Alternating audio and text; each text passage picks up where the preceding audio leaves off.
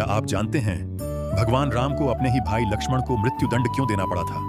यह रहस्य आज भी बहुत कम लोग जानते हैं। अयोध्या में एक दिन अचानक मृत्यु के देवता यमराज भगवान राम के महल में पहुंचे।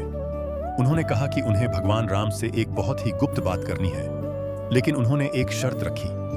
जब तक उनकी और राम की बातचीत चले, उस समय कोई भी व्यक्ति उस कक्ष में प्रवेश नहीं करेगा।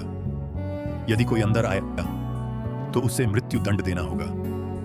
भगवान राम ने यह शर्त स्वीकार कर ली और अपने सबसे प्रिय भाई लक्ष्मण को द्वार पर पहरा देने के लिए खड़ा कर दिया। लक्ष्मण हाथ में धनुष लेकर द्वार पर खड़े हो गए और प्रण लिया कि चाहे कुछ भी हो जाए, कोई अंदर नहीं जाएगा। तभी अचानक वहां महान ऋषि दुर्वासा आ पहुंचे। उनका स्वभाव बहुत क्रोधी माना जाता था। उन्होंने कहा, मुझे तुरंत भगवान राम से मिलना है। लक्ष्मण ने हाथ जोड़कर कहा कि अभी भगवान राम महत्वपूर्ण कार्य में है, कृपया थोड़ी प्रतीक्षा करें।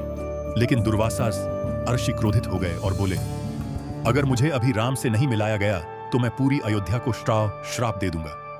अब लक्ष्मण के सामने बहुत बड़ी समस्या खड़ी हो गई। एक तरफ भगवान राम की आज्ञा थी और दूसरी तरफ पूरे अयोध्या को बचाने का प्रश्न।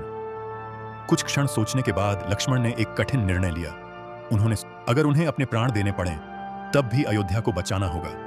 और फिर लक्ष्मण ने दरवाजा खोलकर भगवान राम को दुर्वासा ऋषि के आने की सूचना दे दी। जैसे ही यह हुआ, भगवान राम समझ गए कि अब उन्हें अपनी प्रतिज्ञा निभानी होगी। यह उनके जीवन का सबसे दुखद क्षण था। सामने उनका प्रिय भाई खड़ा था, जिसने हमेशा उनका साथ दिया था। लेकिन धर्म और वचन के लिए भगवान राम को कठोर निर्णय लेना पड़ा। लक्ष्मण ने शांत मन से राम को प्रणाम किया और भैया, आप अपना धर्म निभाइए। मेरे कारण आपकी प्रतिज्ञा नहीं टूटनी चाहिए। इसके बाद लक्ष्मण अयोध्या से निकलकर पवित्र सरयू नदी के तट पर पहुंचे। वहां उन्होंने ध्यान लगाया और धीरे धीरे सरयू नदी में प्रवेश कर गए। कहा जाता है कि उसी क्षण लक्ष्मण अपने असली दिव्य रूप शेषनाग में प्रकट हो गए, क्योंकि लक्ष्मण वास्तव में शेषनाग के ही अवतार थे। और इस तरह भगवान राम और लक्ष्मण का यह हृदय विदारक प्रसंग इतिहास में अमर हो गया।